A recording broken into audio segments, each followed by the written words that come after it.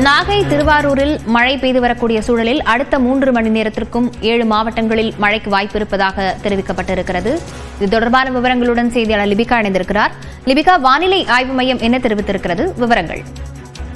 லாவண்யா, தமிழகத்தில் தொடர்ந்து பல்வேறு மாவட்டங்களுக்கு கனமழைக்கான எச்சரிக்கை கொடுக்கப்பட்டிருக்கக்கூடிய நிலையில் தொடர்ச்சியாக தற்போது நாகை, திருவாரூர் உள்ளிட்ட டெல்டா மாவட்டங்கள் பகுதிகளில் தற்போது மழை பெய்து வரக்கூடிய நிலையிலும் தொடர்ச்சியாக அடுத்த 3 மணி நேரத்திற்கு நாகப்பட்டினம் உள்ளிட்ட 7 மாவட்டங்களுக்கு மழைக்கான வாய்ப்பு இருப்பதாக தற்போது வானிலை ஆய்வு மையம் தெரிவித்திருக்கின்றது. குறிப்பாக நாகப்பட்டினம், திருவாரூர், தஞ்சாவூர் உள்ளிட்ட 7 மாவட்டங்களில் அடுத்த 3 மணி நேரத்திற்கு மிதமான மழை பெய்யக்கூடும் என தெரிவிக்கப்பட்டிருக்கின்றது.